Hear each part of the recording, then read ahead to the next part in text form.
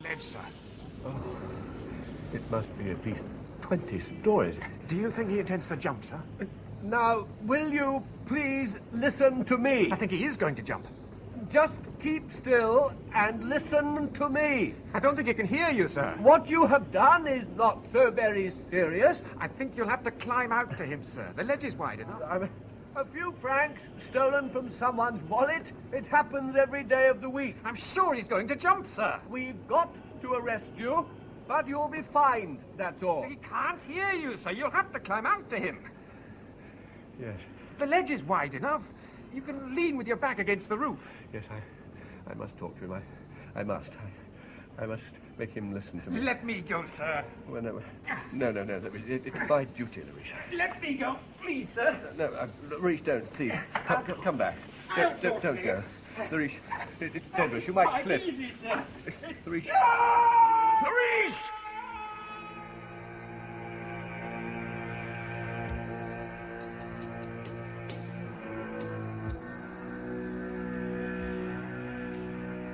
Obsession by Pierre Boileau and Thomas Narcejac, translated and adapted by Michael Voysey, with Peter Jeffrey as Flavier, Sarah Badel as Madeleine, and Nigel Stock as Paul Jevine.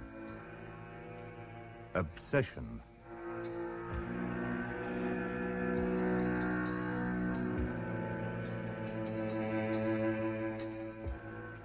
The People versus Roger Flavier. Roger Flavier, you will stand before the court. Roger Flavier, in the cause of the people against you, you are charged that you did, on August the 19th last, willfully murder René Surange, with whom you were staying at the Hôtel de France, Marseille. You will answer the questions put to you by the examining magistrate. Yes. You are a lawyer, aged 53, of 17 Rue Maréchal, Paris? Yes. Is this your handwriting on this file marked Dossier Jevine? Yes. The clerk will read the dossier. April 15th, 1973. Paul Jevine, with whom I was a student and whom I had not seen for many years, came to see me with a preposterous story that his wife from time to time becomes possessed by one of her ancestors. It is my belief that this is a simple case of a wife much younger than her husband, deceiving him with a man of her own age.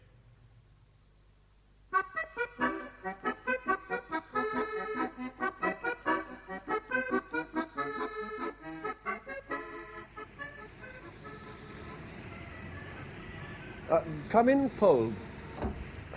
Thank you. I'm sorry you had to walk up, but the lift's not working. It's quite a climb when you're not as young as you used to be. Yes. Well, would you rather talk in here or in my sitting room? It's just through there. You see, my apartment is both my office and my home. No, we'll talk here in your office. Oh, yes. I've come for your professional advice. Yeah, well, I'll just close the window. You don't mind being on the 4th floor? No. Have a drink. Thanks. What have we got? Vermouth, cognac, glass of wine. Wine, please. Right. There's some cigarettes on the desk. I'll have a cigar, if you don't mind. I've got my own. Right. Well, you've put on weight, Paul. Too much good food, not enough exercise. Yes, indeed. I believe you're a little thinner. Ah, well, santé, Paul, after all these years. Santé, Roger. Must be nearly 30. Must, indeed, yes. It's a good wine, this. Cigar? No, thanks. No, I've never developed the taste for them. I'll just have a cigarette. So you went into law after all? Well, I was in the police first for 3 years, and then I went to law school. I hear you specialize in inquiry work now. Yes, I found when I was practicing law that before I took on a case, I often had to find the evidence for the client myself, and I thought, well, other lawyers must have the same problem, so with both my police and legal training... Excellent. A man should always be something on his own. Yes. Well, you've done very well. I see your photographs in the paper attending government meetings and things. You're really quite the industrialist, aren't you? Shipbuilding. We're doing very well. We've got NATO contracts. Really? On the secret list. I see. So you say you've come to me for my professional advice? Roger, I want you to keep an eye on my wife. Why? She's going off the rails, is she? No, not in that way. What then? I know this sounds absurd, but the truth is there are times when Madeleine lives in another world. She sees things invisible to the rest of us. Well, how did it all begin? The first spell was about a year ago. I got back from Le Havre on the Friday night. I have to spend about half the week there. We had dinner. She was perfectly cheerful. A Russian ballet company had been in Paris. We were sitting having coffee after dinner.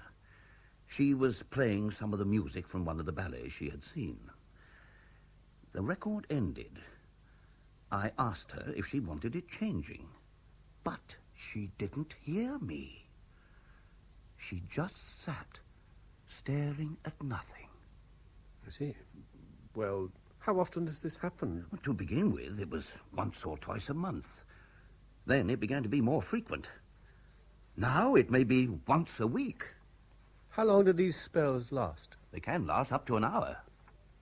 Has your wife ever dabbled in spiritualism or anything to do with the supernatural? No, never. She's always laughed at people who believe in that kind of thing. Yes. You've had medical advice, I suppose? Yes. A specialist in nervous disorders. There's nothing wrong, medically. Mm. How old is your wife? 29. Oh. Quite a bit younger than you. How long have you been married? 4 years. Children? No. You married a little late in life. Is she your first wife? Yes. Oh, you know me, Roger. I was always ambitious. Yes, yes. Another glass? Thanks. Well, I'll be honest with you. You're not the first man to come to me with a similar story. My wife is very distant. She can sit for hours and say nothing. No. You say your wife sees visions, Paul, but I say your wife has a lover. No, not Madeleine. She's not that kind of woman. Oh, that's what every man thinks about his wife. Here. Roger, when Madeleine's mother died a couple of years ago, Madeleine inherited some of the family possessions. Amongst them, an amber necklace that had belonged to her great-grandmother, and a portrait of the old lady when she was young. I've caught her several times standing, staring at that portrait. She wears the necklace quite often. And now she's started to do her hair in the same style as in the portrait. I tell you, Roger, when Madeleine has these attacks, she is no longer my wife. You're not telling me she becomes possessed by one of her ancestors? Yes. That is exactly what I'm saying. Oh, my dear Paul, you're letting your imagination run wild. Well, how did you meet your wife? I met her in Rome. I was doing some business there. We were staying at the same hotel. Yeah. She was studying the galleries, doing some painting. She has a real talent.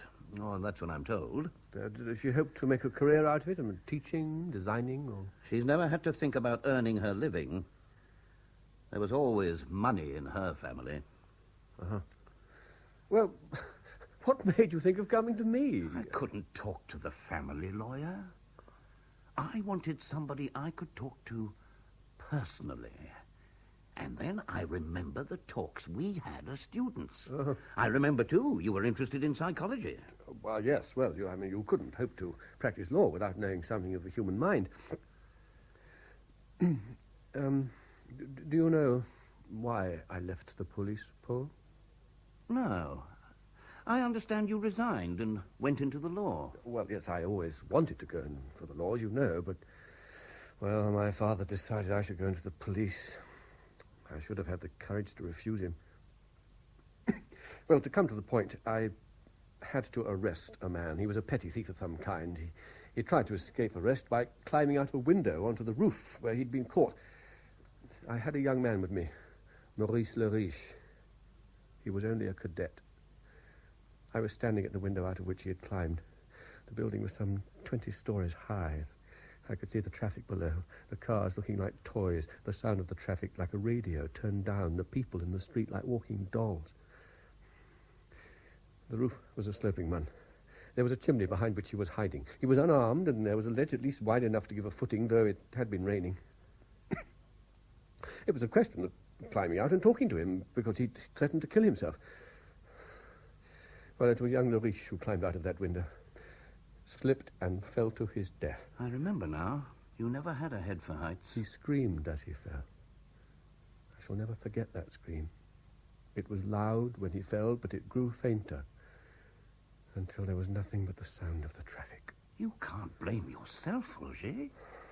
Young Leriche must have known the risks he'd have to take when he joined the police. Probably, yes. But there are certain experiences one has in life which one tries to forget, but which remain in the subconscious and frequently affect our actions.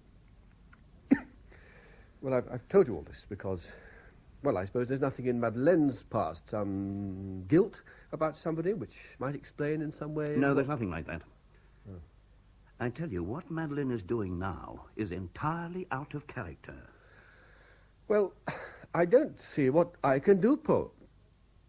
I'd like you to keep an eye on her, particularly on the days when I'm in Le Havre.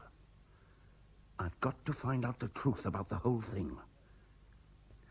Are you free this evening? No. Pity. I'd have asked you to dinner. Yeah, well, look, go to the theatre together. I mean, I can have a good look at her without her knowing me. At least I'll do that. Splendid idea. We're going to the ballet tomorrow. The Marigny, we've got a box. All right. If I can get a seat, I'll be there. I'll arrange it. Now, don't be offended, but we've got your fee to consider. Would you like something on account? No, not now, thank you. Let's just wait and see if there's anything I can do first. Well, I must get home to Madeleine at 7 o'clock. I'm sorry, you'll have to use the stairs again. The lift won't be working. Is here. Oh, I don't mind walking downstairs. Oh, I'd better give you my card. Yes. Our Paris office is in the building next to Figaro, if you want to find me. Right. Well, goodbye, Paul. Roger, thanks for listening to me. Bye. Dossier Jevigne, April the 15th, 1973. Paul Jevigne, with whom I was a student and whom I have not seen for many years, came to see me with a preposterous story that his wife from time to time becomes possessed by one of her ancestors. It is my belief that this is a simple case of a wife much younger than her husband deceiving him with a man of her own age.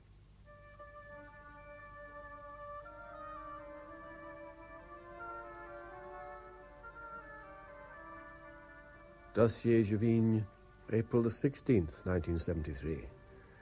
Tonight, at the Marigny Theatre, I saw Madeleine Jevigne. A beautiful, sensitive woman. She's unhappy, of course. Paul has worked up this ridiculous story instead of seeing that she's bored to death with him. I cannot do what he asks me, though I've done it 1,000 times before. It seems in bad taste. It never has before.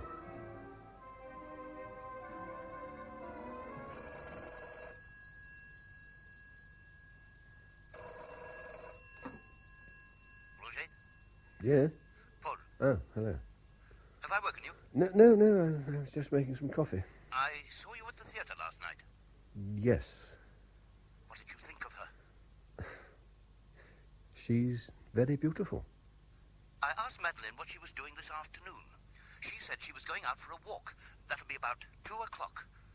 She lunches early. Did I give you the address? Avenue Kléber? Yes. 76? Yes. Apartment 43? Yes, you did, Paul, but I don't think really I'm that... always worried when I'm not with her. There was something so quiet about her. Yes, Paul, but honestly... Go about it in your own way. I give you a free hand. As soon as you've anything to tell me, give me a ring at the office, or better still, come and see me. All I ask is that Madeleine is kept absolutely in the dark. If she thought she was being watched... Paul, look, don't you think it I would... can't talk now. I've got a meeting. Do what you can. Goodbye. Dossier Jevigne, April the 17th. I followed Madeleine Jevigne this afternoon. She went to the cemetery at Passy, to the grave of her great-grandmother, Pauline Narcejac. I have no doubt this is a subterfuge for a meeting with somebody. She's an elegant woman, wears a distinctive perfume, violets fresh from the earth.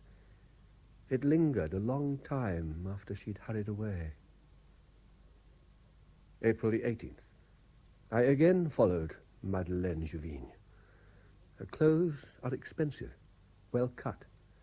She seems always to wear black and grey, high-heeled shoes. She walked by the Seine and sat looking into the water for 2 hours. It would appear that again she was waiting to meet somebody, but nobody appeared. I don't know why, but I don't want to follow this woman.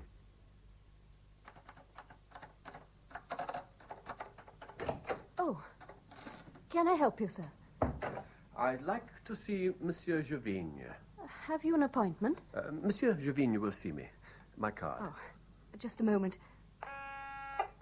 There's a Monsieur Flavier to see you. Please show him in. You can go in. Thank you. Hello, Roger. Is there something wrong? No. There's nothing wrong. Well, grand offices you've got. Now, I'm not sure I like this modern American style. You've seen Madeleine? Yesterday, she went and sat looking into the river. And the day before, she went to the cemetery at Passy. Passy? To the grave of Pauline Narcejac. You see, Roger, she is obsessed by this dead woman. That's a fine photograph of her. Oh, it was taken the year before all this. It's one of my favorites. Hello, yes. Oh, it's you, my dear. I was going to ring you. And the thing is, I've got meetings at the ministry all day. My dear, it is a little difficult now. I'll ring you back as soon as I can. Goodbye. Mademoiselle, how many times have I told you not to put anybody through to me direct?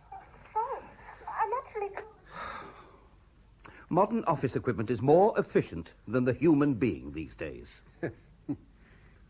Now, you must admit, it's an extraordinary thing to visit the grave of an ancestor who's been dead 80-odd years. Paul, I've been thinking of getting away for a month or two. I've been overworking for some time now. Roger, the responsibilities of a man in my position are sometimes more than I can take. And then to be worried by Madeleine. Don't let me down. Not now. All right. I'll carry on with the case for another week or two. Thank you, Roger. You don't know how much I appreciate this. Oh, good afternoon, monsieur. Good afternoon, concierge. I'm sorry if you're wanting a room. We're full. It's the English visitors this time of the year. No, I don't want a room. Here's my card. I'm a lawyer. Oh, yes, monsieur. Yes. The lady who just came in. Madame Juvine? Yes, that's right. Well, thank you, monsieur. Not at all. Does Madame Juvine visit somebody staying here? No, Madame Juvine took a room here. Well, does anybody visit her here? No. Does she receive letters? No. What's the number of her room? She wanted number 19 on the 3rd floor, which looks onto the courtyard. She knew exactly which room she wanted. I thought she must have stayed here some time and I'd forgotten her. I see. Does she keep the room permanently? She has it by the month. At least she took it for 1 month. Yes? Monsieur Flavier to speak to you. Put him through.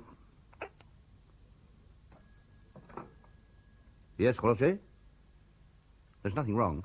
Do you know of any reason why your wife should visit a house in the Rue des Saints-Pères? No. But I do remember my mother-in-law pointing out to me a house in the Rue des Saints-Pères where Pauline Narcejac had lived after she was married.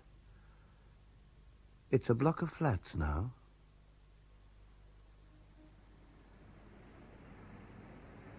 Madame, Yes?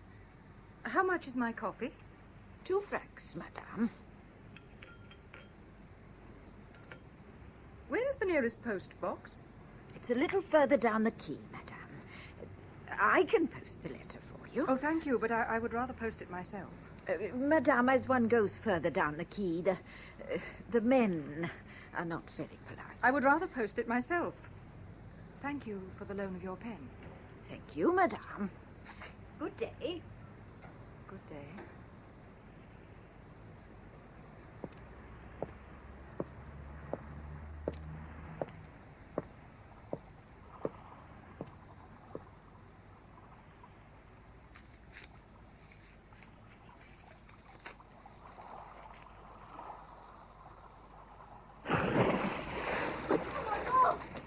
happened? She said they're having a cup of coffee.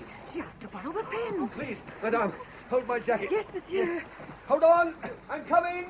She sat writing a letter. We've reached her. Hold on, monsieur. It's not easy for him. She's determined to die. Please don't get her out. Yes, monsieur. No. Madame, just relax your body, will you? You're going to be all right, madame. She asked me where the postbox was. Here, madame. Take my hand. Now, monsieur, you hold her by the waist. Now, madame, try and ease yourself up. You're still alive, madame. You want to thank God and your friends. She just stood on the edge of the quay tearing up the letter. Madame, will you please help me get her up? Yes. Yes. No. Slowly does it. Up you come. Ready. Up. There. You know, you nearly killed me as well. Oh. You are. You're not dead. It doesn't hurt to die. You've been very stupid. Come on. Put yourself together. Come on. Stand up. Try to walk. You better come inside the bistro. Yes, thank you. Can you manage? Yes, I think so. Right. Carefully, then. I'm all right, really. Come in, madame. Oh, monsieur, you better get yourself dried. Yes. You think you can lend us some clothes? I can find something, but they won't be very smart. Madame had better come into my bedroom. Thank you. You can make it a hot drink or something. Milk, cognac, something Yes, like that. monsieur, yes. Come with me, madame. Thank you. There's anything to get home in. Can I get a taxi here? Yes, the telephone's there. There's a number on the wall. They know us. Bistro Vincent.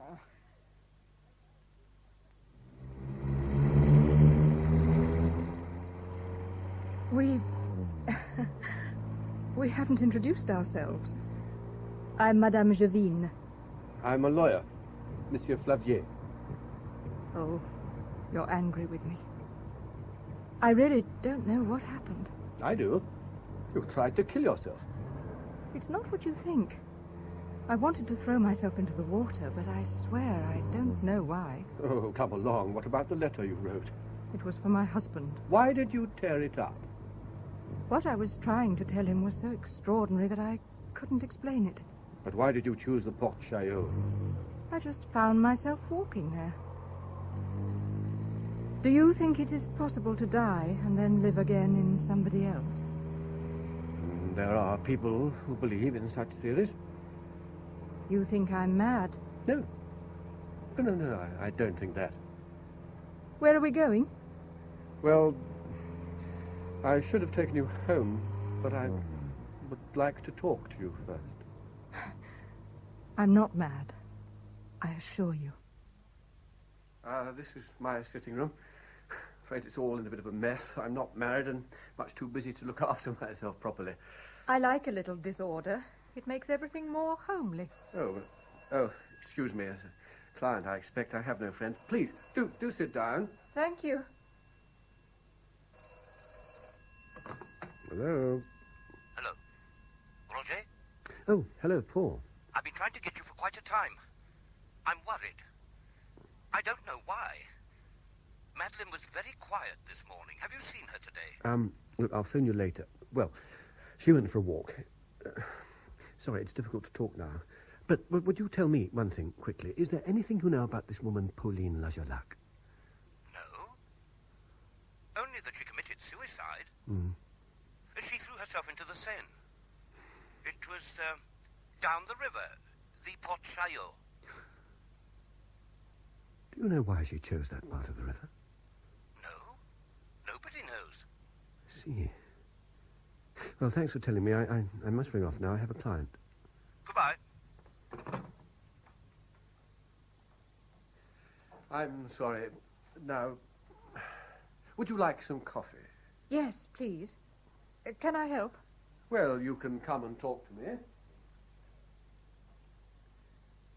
Tell me, do you love your husband? I married him. And is there nobody else in your life? No. And you don't know what made you go down to that part of the Seine? I can't explain it. See. The coffee will only be a few moments. But I can't get rid of the feeling that my past goes a long way back. much further than the memories of the child that was me. I can recall things I've never seen. Often faces, often whole scenes. Yes, well, I think quite a few people have these impressions one time or another. Oh, impressions, yes, but some of my recollections are so vivid. Every day I have an increasingly strong feeling that my real life lies behind me. No, you shouldn't talk like that. You must think of your husband. Oh, I do. A great deal. Will you have tea with me tomorrow afternoon? Yes. I should like to talk to somebody. Where would you like to go? Galerie Lafayette? The roof terrace. I go there sometimes. I like to see the people there. They always seem to be enjoying themselves. You painted for a time. Yes, quite seriously. I've never understood art, painting. I wish I could. Music? Do you like music? Oh, yes. I listen a lot. I live alone, you see, so it's wonderful company. You've never married? No. May I ask why? I can't believe it's because nobody has ever wanted to marry you. I've always been rather shy. You will meet somebody and be very happy one day. I know you will. Do you think so? You're a kind person. You deserve happiness. I'd like to see your paintings. I've given it all up. Suddenly, I couldn't find any meaning to it. No, I'd still like to see them. Isn't this a wonderful view? Look. Look down on the street. It all seems so tiny. Up here, I feel a great sense of freedom. Come here, to the edge. Look. Oh, you're so pale. Are you unwell? I've no head for heights. Sorry, excuse me, would you? It's all right, it'll pass. I'm sorry. I doubt whether you'd like my paintings. My husband calls them abstracts, but they're dreams, really. Do you dream in colour? No, I don't, no. Everything's grey with me, like a photograph. Dreams are so much more beautiful than reality. But you've hardly told me anything about yourself. Oh, my life's been quite ordinary. I should have made more of it. Why didn't you? I've lacked belief in myself. It's as simple as that. I have belief. I don't know what exactly. I didn't have it until recently. The past year, I think. I did have ambition. You're still looking pale. Yes, if you'll excuse me, I think I must go down. Would you like me to call a doctor? No. Once I get down, I'll be all right. Dossier Jevine, May the 1st. We're meeting every day now. I can talk to her. She listens to me. I've never had any success with women. I've never found the courage. Oh, a prostitute from time to time. But Madeleine Jevine gives me courage. I'm in love with her. Why did she marry Paul? Oh, Paul said there's always been money in her family.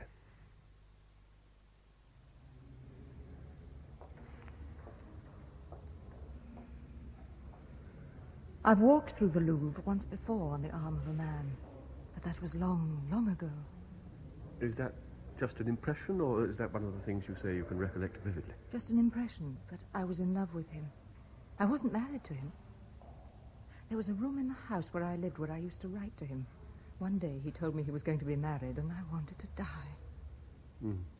I think we've all felt that there was somebody we've loved and yet have never known. Another of the things I see vividly is a little town. I don't even know whether it is in France, but there are times when I walk through it as if I had always known it. A river runs through the middle.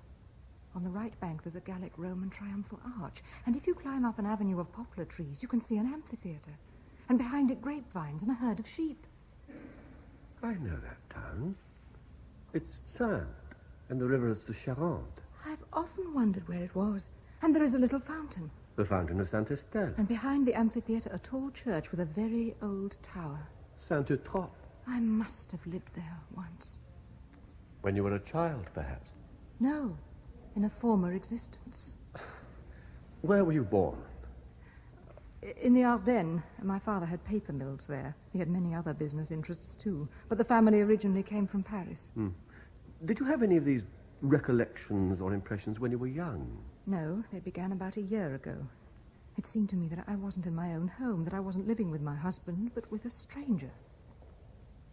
Do you know the feeling of waking up and not knowing where you are? Madeleine, there's a question I've got to ask you. Had you thought of trying to kill yourself before that day, and have you thought about it since?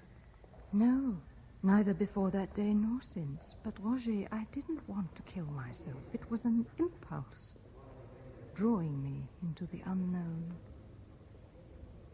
Do you realize that I've come to love you? Yes. Perhaps if we had met at another time... You're not angry with me? I could never be angry with you. Would you like to walk a little? Have a cup of coffee? No, I'm rather tired. I think I shall go home. Oh, you've turned pale. You sound afraid. I'm tired, that's all. I've nothing to be afraid of. Well, I have a little present for you. What is it? Go on, open it. A cigarette lighter. To my Eurydice. Why do you call me Eurydice? Wasn't Orpheus inconsolable when he lost her? Oh, yes. You're right. You must lose me one day, and soon, perhaps. Thank you, Roger. Shall we see each other tomorrow? Yes, of course, my dear. Shall we go into the country for the afternoon? Yes, that would be pleasant. I shall ring you tomorrow. No. Please, you must never telephone me. I rarely answer the phone myself. It could be the housekeeper or even my husband. Sometimes he works on papers at home. I will telephone you. June the 15th. I believe she loves me. I do not know why she should, but I believe that she does. I think it is best we do not see each other again. Not only for my sake, but for her own. Come in, Roger. Thank you. Please, sit down. Thanks. You look tired, Paul. Oh, you've no idea the life I lead. There are times when I'd like to run away from the whole thing. Yes, well, at least you have a beautiful wife. Yes. Paul, I'm not going on with this. My dear fellow. Apart from the fact I've become friendly with your wife, the truth is there's nothing I can do. Your wife does have some affinity with the past, but she's not the only person, and I don't think she will attempt suicide again. Roger, please. Give it another fortnight. Oh, I haven't told you this. It's confidential. But our government contract has been extended for 10 years. They're going to finance the rebuilding of our yards at Le Havre. It means we've got to live there. I shall buy a house. It'll become our permanent home for the next few years. Does Madeleine know? Of course. Well, it will be better for her if she leaves Paris. Yes. I shall be able to spend more time with her. And she will have the new house. Very well, Paul. If it's only for a fortnight. Oh, thank you, Roger. Thank you. By the way, do you know if she's ever been to Saint? Saint? No, I'm sure she hasn't. She described it to me exactly as if she'd been there, but not as it is now, as it was years ago. I've never heard her mention Saint. But her mother mentioned it as a town where their family had connections. Well, could she have seen photographs? Well, anybody might see an old photograph of Paris, Nice, anywhere. That doesn't enable them to describe it, does it? Well, we've never been in that part of the country. Well, what about Pauline Narcejac? Could she have lived there? I don't know. Your wife describes a place which we must presume at some time was known to Pauline Narcejac, and she described it as it was a century ago. I can't explain it.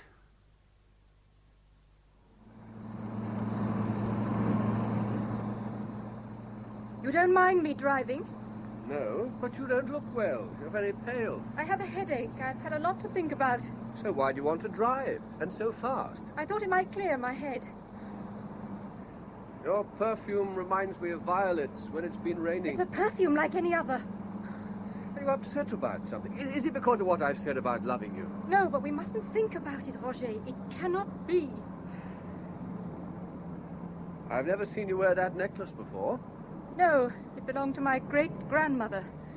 I'm very fond of it. You don't find amber necklaces today. This is what I like doing, just taking whatever road turns up without thinking. You're driving too fast. Sometimes I wish it was possible to stop thinking altogether. Madeleine, please let's stop. I had decided it was better we shouldn't see each other again. Please don't let's talk about it. But you can't go on living with Paul. You don't love him. I do love him in many ways, and I love you too. If I'd met you and not him... Do you know where we are? No, I don't. But let's stop, please. Look, we might be able to have some coffee. If you slow down, there's a signpost there. Saint-Nicolas. Let's stop for a while, please. All right. We'll stop for a while. I like these old country village squares. It's very deserted. They still have a siesta in some of these towns. Saint was like this. Have to wait for summer to open before we can have a coffee. I don't think I like the church. It's a strange mixture. Part Romanesque, part modern. It isn't good. The tower's too tall for the rest of it. I want to go in. It looks and smells neglected. Stale incense. You should always let fresh air into a church. The smell of dead flowers, too. Oh, there's a notice here. The priest, having to minister to several parishes, is only able to say Mass once a week on Sunday at 11 o'clock. I suppose that's why the place looks so neglected.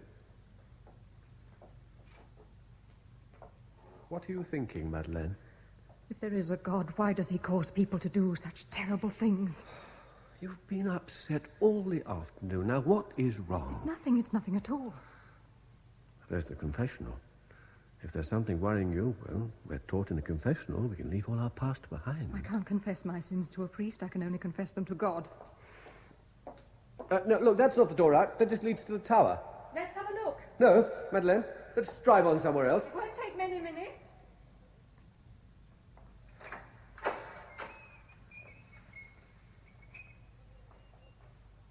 Madeleine, don't go up the tower. Madeleine, please, let's drive on. Roger, come on up. No, Madeleine, I can't. The view up here is quite beautiful, and I'm not even halfway. Madeleine, please, don't go any higher. Come on. Every time you go round, the view is more beautiful. Do come up. Well, I'll try, Madeleine. I'll try.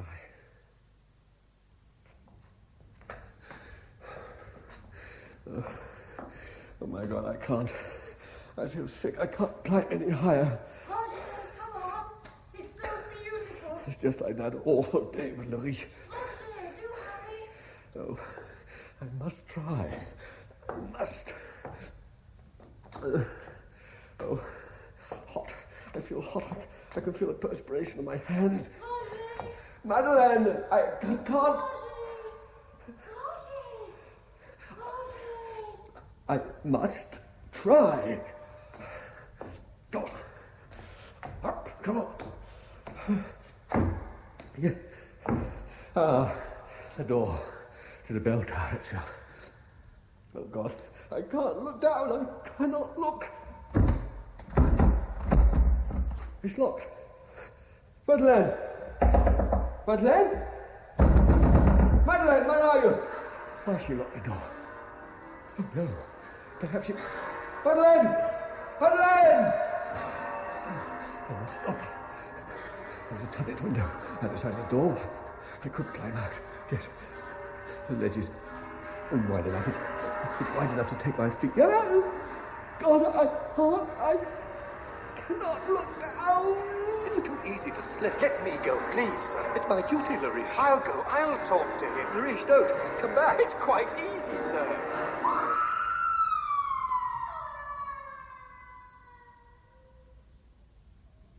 Oh, my God. Madeleine! Madeleine! Madeleine!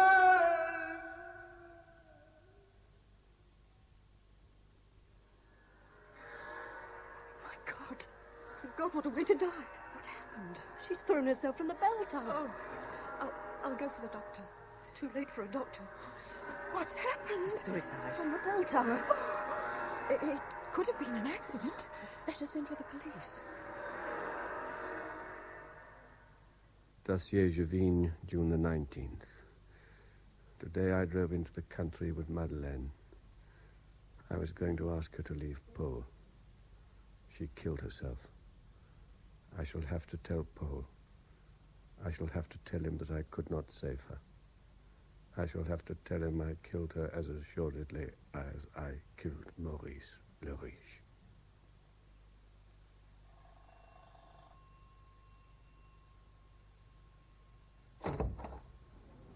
Roger, why have you come here, to my home? Ah, are those your wife's paintings? Yes? And that's Pauline Narcejac? Yes. The self-portrait. And wearing the necklace your wife inherited. Have you been drinking? Yes. You better come in. Roger, what's happened? I've just come to tell you I've made up my mind. I'm finished with the whole thing. Roger, what's happened? She's not here. Haven't you seen her today? No. I did arrange to meet her at Maison Royale for a cup of coffee, but she didn't turn up. Roger, Madeleine was not here when I got home. She's not here now. Something has happened. She's left you. She has a lover. I said so the first day you came to see me. There's no lover, Roger. Something has happened to Madeleine. I know it. And so do you. What should I do? Phone the police? Telephone the police because your wife's not home to dinner. They'd laugh at you. Roger, you're hiding something from me. Now, what is it? Why have you come here? Why didn't you telephone me at the office if you'd something to tell me? No, I just popped in. You know, I don't have many people to talk to. Yes, and now I must go. Something has happened to Madeleine. I know it has. She's never this late. No, she's probably called to see someone and forgotten the time. For God's sake, Roger, stay. Stay until she comes home, or telephones, or we have some news. I can't just wait here alone. No, I can't stay, Paul. Sorry. Have to see somebody. Have to go. But you'll hear from her.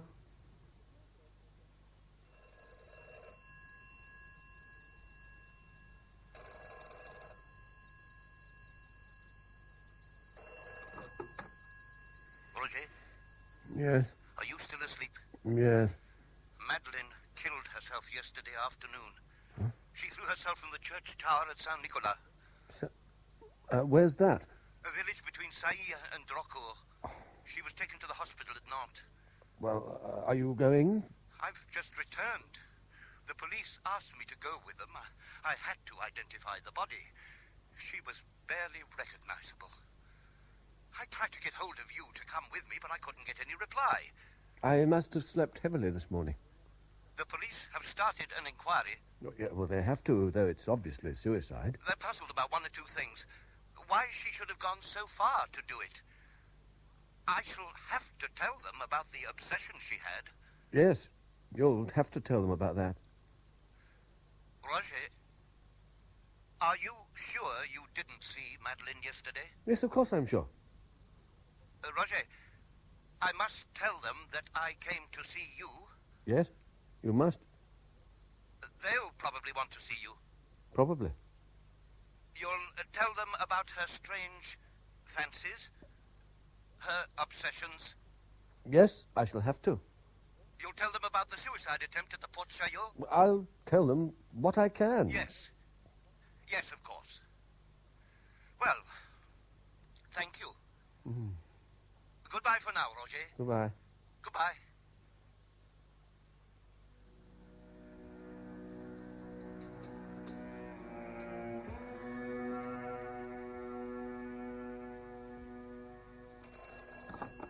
Hello? Paul, You shouldn't have rung. I read in the papers about your wife. Yes. It's been a great shock. Oh, I'm sure. When can I see you? I don't think you should come to the house. When can we meet? I'm sure everything will be all right.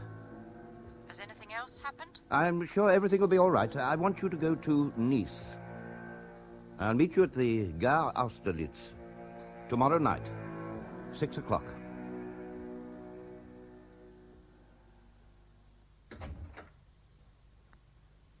Yes. Monsieur Roger Flavier? Yes. Inspector Lemoine. Oh, yes, Inspector, yes. Please come in. Thank you. Sit down. I believe you knew Madame Madeleine Jevin. She... Yes, Monsieur Jevin has told me. Ah. I understand he consulted you about his wife. Yes, numerous men do. Husband suspects his wife of having a lover. And?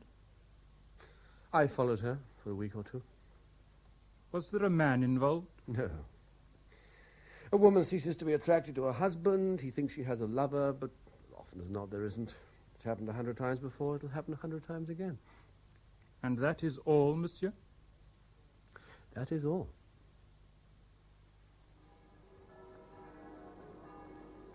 Your cognac, monsieur. Monsieur? What? Oh, yes, thank you. You've been asking about the accident. It's 20 meters up that belfry and she fell head first. So I've been told. It is now a month since Madeleine killed herself. I again went to Saint Nicolas. I do not know why. I cannot help feeling Madeleine is not dead. There is malicious talk about her death. I shall have to tell Paul the truth.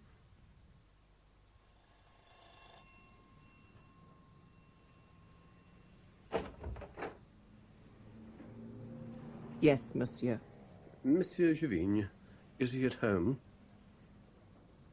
Didn't you hear it on the news, sir, or read about it? Monsieur Jevin was killed over 2 weeks ago. Killed?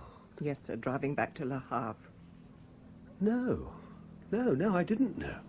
His mind wasn't on his driving. It was the police. Such terrible questions they asked. Was monsieur at home that afternoon? What time did madame go out? Did madame go out alone? I told them madame went out about 1:30. I'm sure she said she was going to have a cup of coffee with monsieur. But they would have it that he had driven her out into the country that afternoon. Yes, I know that. She killed herself, monsieur. It's very sad. She never had any life with him. He was always working. And I'm certain that she thought he had somebody else. She always looked so unhappy. I felt really sorry for her, poor soul. August the 20th. Paul, too, has been killed. Am I responsible for his death, too? I must try to put the whole thing behind me. The dossier Jevin is now closed.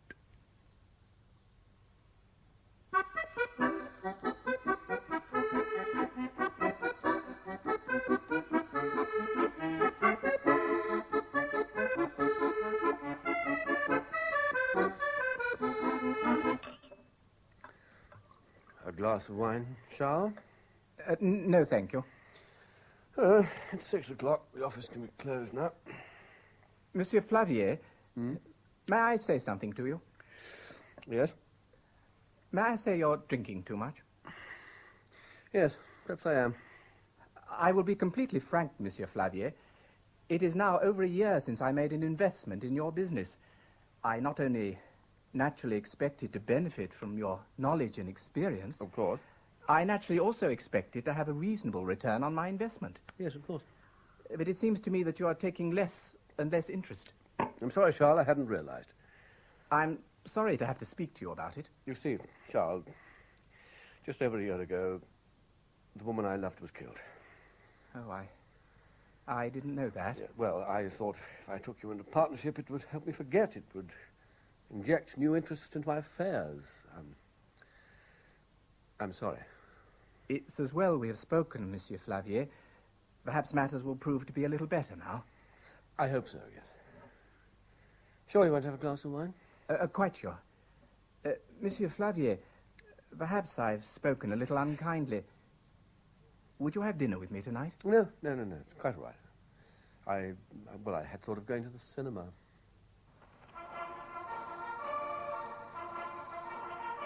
This week in France. President Giscard d'Estaing visits the naval dockyards at Marseille. On his drive through the streets, the President was greeted by cheering crowds, many of whom had been lining the pavement since early morning. At the dockyard, the President inspected several vessels and spoke to a number of dockyard employees. I shall be all right, thank you. He later went on to have Excuse lunch me, with will you? civic dignitaries, Excuse me, where thank he you. announced plans. July the 15th, 1975. Tonight I went to the cinema. The newsreel This Week in France showed the visit of the President to Marseille. Standing outside the Hotel Waldorf watching the procession was Madeleine. She was with a man. I stayed to see the newsreel twice, so it is not my imagination. The man was holding her arm. Her husband, her lover. She's put on weight. Her face is more rounded. Her hairstyle is different. But it is Madeleine. I have reopened the dossier Jenkins. Flavier. I telephoned last night. Ah, yes. Will you please register, Monsieur Flavier? Yes, thank you. Will you be staying long, Monsieur? I'm not sure. 2 days, certainly. Thank you, Monsieur. I hope you enjoy your stay in Marseille. Yes, thank you. Could you tell me exactly when the President was here? A week ago, last Friday. Week ago, yes. Did you by any chance notice a gentleman staying here, middle-aged, with a pearl tie-pin? He had a lady with him, 31 or 2, wearing a mink coat. This is the Waldorf Hotel, Monsieur Flavier. Your description would fit many people. Are you dining alone, monsieur?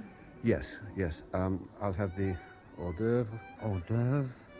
Blanquette de veau. Blanquette de veau. And a bottle of Médoc, please. A bottle of Médoc. Yes, thank you, monsieur. Just a moment, just wait.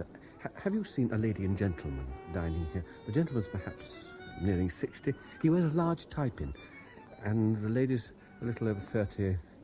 And her hair is blonde, nearly down to her shoulders. Monsieur, I could think of many people.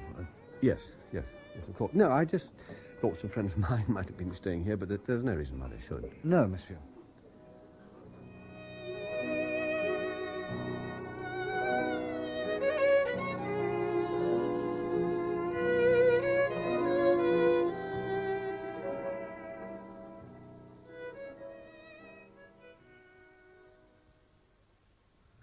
Morning, sir. Morning. My bill, please. Oh, leaving us so quickly? Yes. Have you a railway timetable? Yes, sir. Where to? Paris. You're too late for the rapide, sir, but there is the express at midday. Very well, I'll take the midday. My God. Monsieur? The man just going out and the woman with him. Do you know his name? Monsieur Almarien. Almarien. What does he do? Oh, he buys and sells. Nobody quite knows what, but he does know how to make money. Is that his wife? No, he never keeps the same one for long. Mademoiselle Renée Sourange. Monsieur, do you want me to try and get you a reservation on the train? What? No. No, I think I'll stay another day or two. Yes, monsieur. Hotel Waldorf, July the 17th.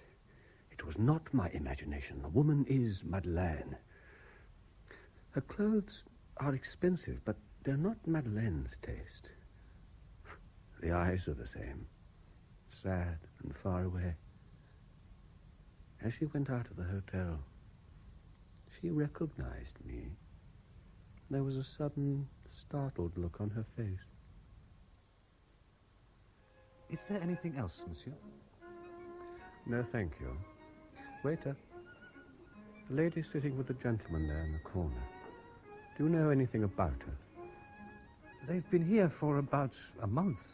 That's all I can tell you, monsieur. I'm sure I knew her in Paris. Yes, monsieur.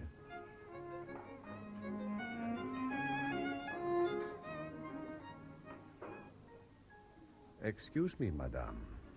Yes? I apologize for taking advantage of the absence of your friend. He's been called to the telephone. I am Monsieur Flavier. Yes, monsieur? Oh, didn't we once know each other? I don't remember ever meeting you, monsieur. You don't remember that we had tea together once at Galerie Lafayette?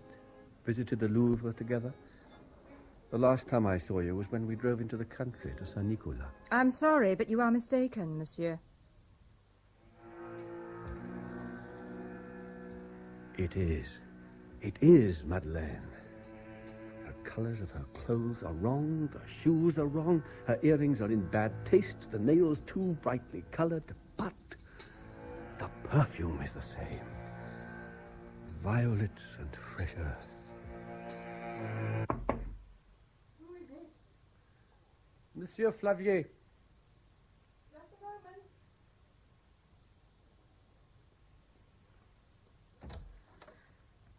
Yes, monsieur? I waited until I saw Monsieur Almarien leave. I want to talk to you. Some other time. I must talk to you. Very well. You look upset? Is there something wrong? You're packing. Are you leaving Marseille? It's not a particularly unusual story. Monsieur Almarien has thrown me out. I'm sorry. Where will you go? I'll find a small hotel till I decide what to do. I shall find somewhere for you. For both of us. No, monsieur, I couldn't agree to that. Why not? Why not? I don't know you. I don't go and live with any man who speaks to me over a dinner table and then knocks at my door. No. That is not the reason. You recognized me in the hotel yesterday. How could I have recognized you? I cannot explain it, but you are not only Mademoiselle Renée Sourange, you are also Madame Madeleine Jovigne.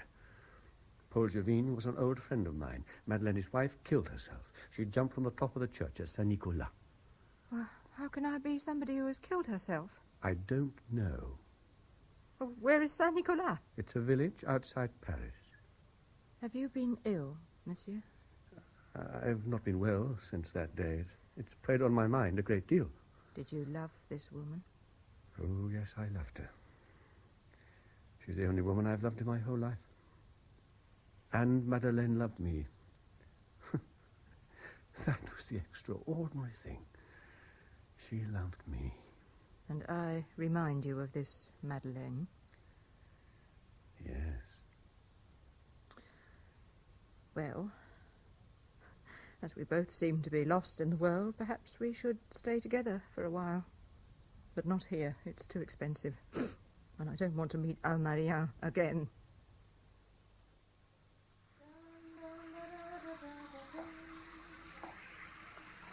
How long are you going to be in the shower? Just a few minutes. I want to go for a walk. Come in. Excuse me, sir. Oh, yeah? A letter, sir. It's marked deliver immediately. Oh, thank you. Just a minute. Ah? Here you are. Ah, thank you very much, sir. Mr. Flavier, I've credited as your request the sum mentioned below to Crédit Lyonnais at Marseille. I regret you intend remaining from the office longer than you first stated. But Bad news? It's from my office. Business hasn't been good this past year. I don't like your hair like that. Can't you do it differently? How? Well, combed back off the face, high on the head. Madeleine wore her hair like that. Yes. Roger, I am Renée Sourange. I was born in Dombremont in the Vosges, a tiny village on the river. My parents were killed in the war. I was looked after by neighbours. 10 years ago, I went to live in Paris. I tried working at Haute Couture, and then I met Almarien. There were others before him. I never had any talent to make a living. Yes, but deep in your mind, you've no impression, no feeling or memory. Well, how could I remember anything about a woman who is dead? Don't you remember the Porte Chaillot? No. Or my cigarette lighter? If you go on asking me all these questions... Monsieur, madame, can I help you? Dresses. The most elegant you have. Roger, this is all too expensive. Bien, monsieur. We have the new collection from Maison Roche. That one. The black? Try it on. Roger, I don't like black. I like colours. Try it on. Ah, here comes madame. Madeleine. Do you like it? Your earrings. Take them off. Very well. Yes. Now you look more... More like Madeleine. Where's the shoe department? Third floor, monsieur. Yes, monsieur. Shoes, please. Black, high heels. Of course. Will these suit, madame? Yes. Exactly what we want. Madame's size? I prefer what I'm wearing, lower heels. What size? 3. Here we are, madame. Size 3. I really prefer my own... Try them on. Roger, please. Try them on. Very well. Oh, they're a perfect fit. Oh, madame, very elegant. Does monsieur like them? Yes. They're exactly the kind of shoes Madame used to wear. There's a mirror here. Madame, would you like to see how they look? No, I'd rather... Come on, look. You're hurting my arm. Look! That woman you're looking at, that's not Renée Sourange. That's Madeleine Jovine. I'm going back to the hotel. You're crying. There's something wrong. Please tell me. I just want to be myself. Is that so difficult to understand? Oh, don't cry, please. Your face looks like it did the day I pulled you out of the Seine. Your makeup's running. Oh, for God's sake, leave me alone. Madeleine. I'm not Madeleine. You're obsessed by this woman. You are Madeleine. Oh, you've too much makeup on. Madeleine hardly ever wore any. And your hair is still wrong. But nevertheless, you are... I'm going to have my bath. She is Madeleine. She is. A passport. She must have a passport. What? Sourange. Renée Catherine.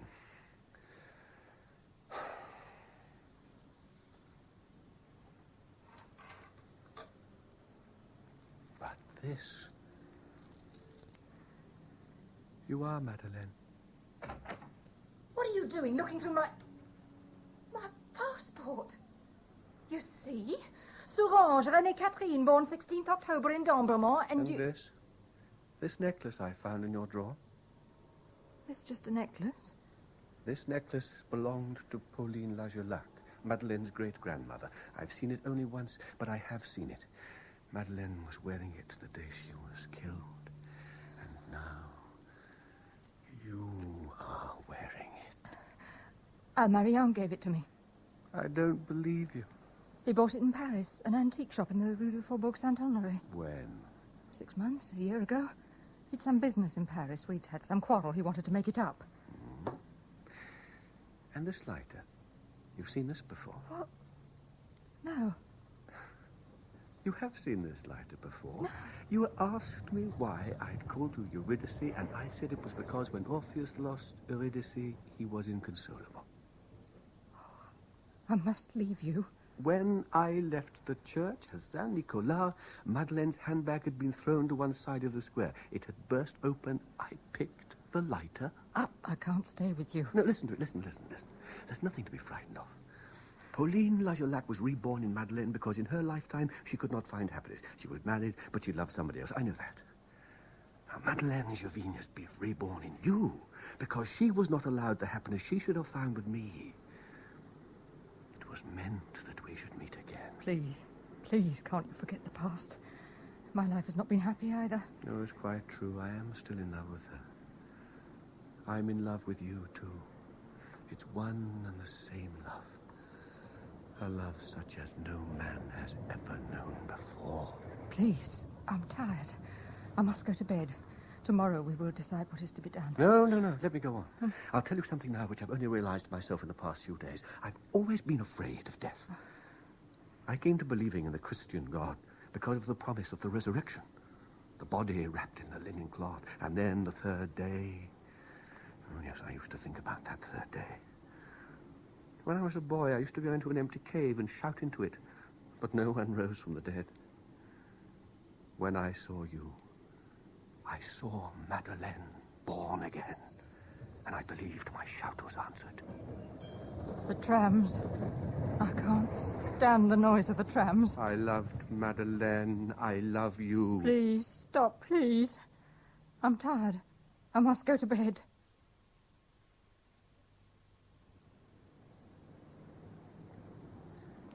Good morning. Oh, what's the time?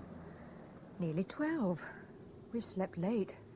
Don't brush your hair downwards like that. You don't like it this way, do you? No, I don't. Give me the brush. No, having your hair on your shoulders doesn't suit you at all. Your hair is the same colour as Madeleine's, but Madeleine's was darker. There. See? It needs taking back and upwards off your face. Shows the line of your cheekbones.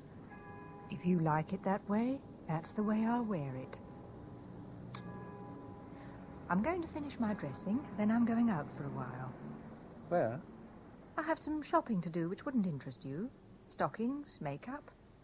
You stay in the hotel until I come back. We'll have a late lunch. Yes, monsieur? Good afternoon. I was wondering... I'm sorry, sir. If you're looking for a room, I've just let the last one. No, I don't want a room.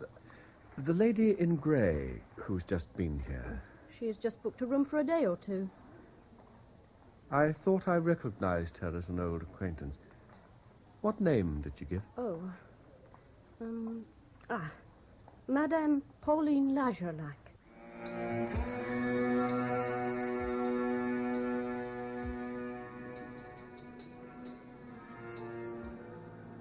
Thank you for the loan of your pen. Thank you, madame. Where is there a post box? Just a little further down the quay. Thank you. Give me that letter. Let me go. I've been following you since you left the hotel. Why have you come down to this part of the quay? Were you going to throw yourself in the river? No, I'm just going away by myself. We're going back to the hotel. Let me go, please. Not now. You're hurting me. Let me go. Now I want the truth. When you left the hotel, you went to the hairdresser's. You had your hair tinted the same colour as Madeleine's. How did you know what colour her hair was? I am Renée Sourange. Oh, no. Now you are Madeleine. It is better for both of us if I just go away. You have booked a room at a hotel. You have given your name as Pauline Narcejac. Yes, I gave my name as Pauline Narcejac. You are Madeleine. You can remember Pauline Narcejac? No, I cannot remember Pauline Narcejac. Then this afternoon, the pension, the quay. I knew you would follow me. You want to believe I am your Madeleine. You will not believe I am Renée Sourange. You do not know me.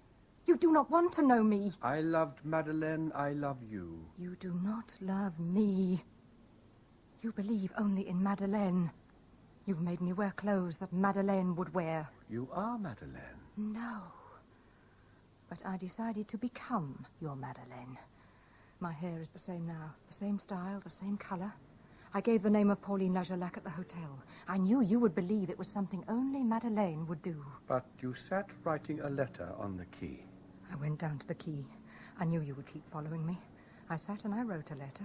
I intended to post it to you and then escape somewhere where I could start all over again. I hoped you would believe that your Madeleine had come back to you and then disappeared again. I hoped you'd be happy living with your memories of her. You went down to a lower part of the quay just as Madeleine did in Paris. You sat writing a letter just as she did. Now, I never told you about that. How could you know about it unless you are Madeleine? Why do you open the window? I must have some air. I feel faint. The way you're looking down now. Down into the street. It's the same expression you had the first night I saw you at the theatre. You were looking down then, lost in some world of your own.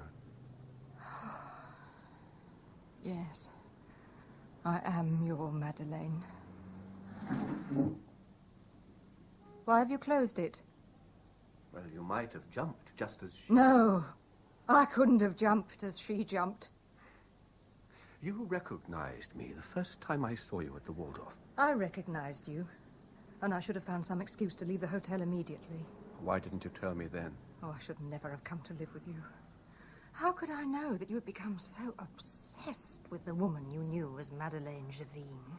I loved you. You know that. The woman you knew in Paris, the woman you saw in the theatre with Paul, the woman you followed to the cemetery, the Rue des Saints-Pères, the Porte Chaillot, the woman to whom you gave the lighter, the woman you drove to the church at Saint-Nicolas, that woman never was Madeleine Javine. But that night at the ballet, you were with Paul. No! That was me! Renée Soulange! The woman who died was Madeleine Javine, his wife. I was Paul's mistress. His mistress? Madeleine was a wealthy woman. Oh.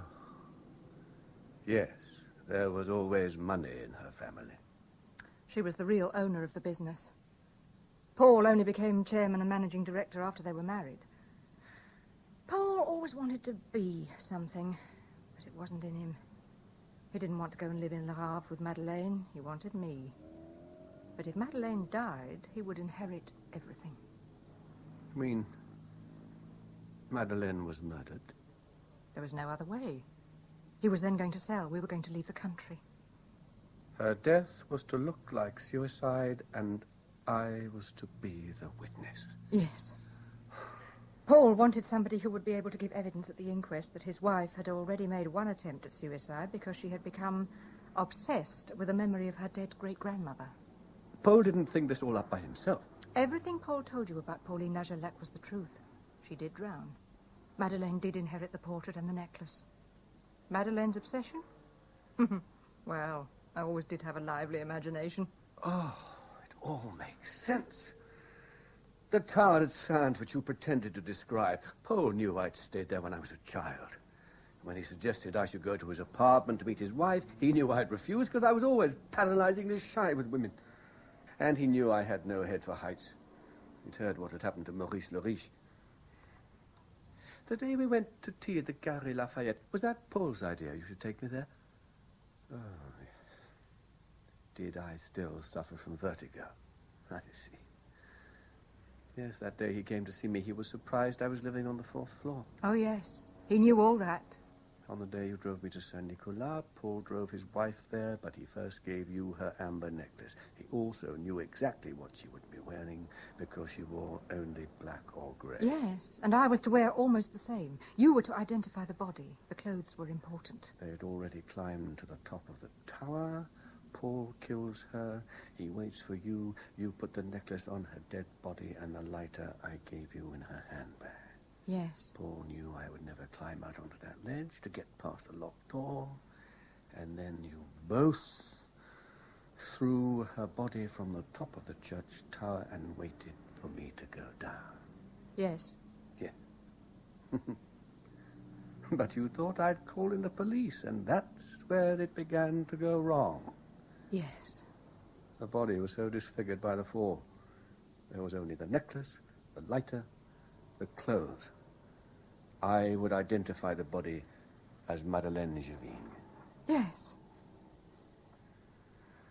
Well, you chose the church very well. And the time, and the village was deserted. The men working in the fields, the women at siesta. Yes. After you'd murdered her, how did you leave the church? Well, there was a second way out at the side of the altar. Paul had parked his car the opposite side of the village from which you and I entered. And you knew I'd go straight down to the square. Oh, yes. And that photograph on his desk was of you. That's why he made a point of asking me to go and see him at the office. It was specially taken for me. And the necklace. You still have the necklace. I only saw Paul once after that day. He gave me some of her jewellery. He said that if ever I should have to leave France, it could be sold. I didn't call in the police that afternoon.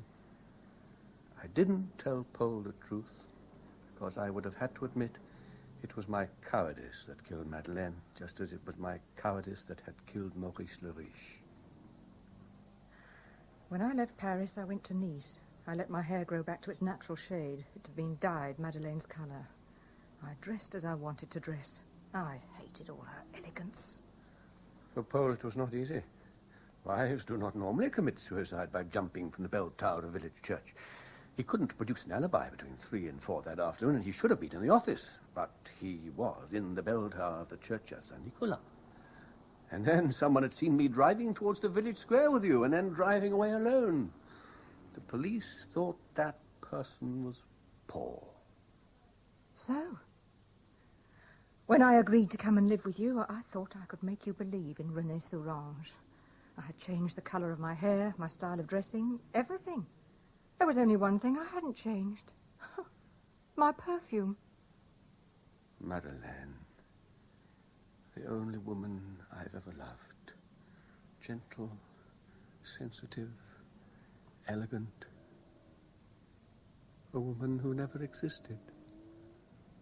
René Sourange, common, vulgar Madeleine who once said she loved me. I did love you. Madeleine. Roger.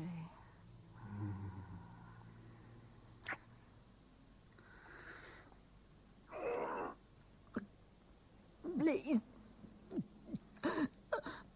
Please don't.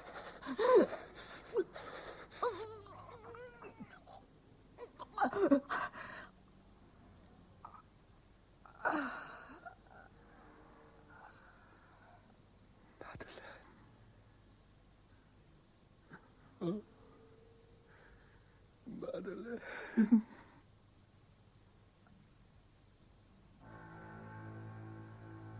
The woman René Sourange confessed to you that with Paul Gervin, she had planned and murdered Madeleine Gervin. Yes. And you admit you loved this woman? Yes, I loved her. We accept your evidence, but murder has been committed, even if the victim herself has been party to murder. You are remanded for trial. I hope that both the judge and jury of your fellow men will judge you with mercy and compassion. I still love her. She will come back to me.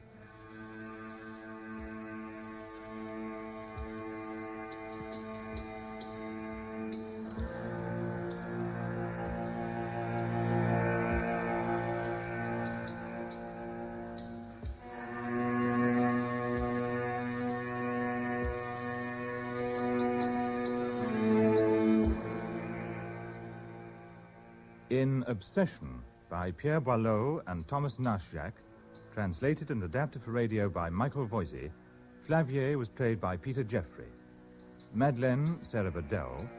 Paul, Nigel Stock. Traboul and hotel receptionist David Graham. Le Riche, John Rowe. Examining magistrate Hayden Jones. The inspector and commentator Ian Clegg. Waiter Leonard Cracknell. Secretary and Marseille concierge Alison Gollings. Parisian concierge and second saleswoman Eva Haddon. First saleswoman and Parisian bistro woman Maddie Head. Gervin's servant and Marseille bistro woman Elizabeth Oakley. The play was produced by Martin Jenkins.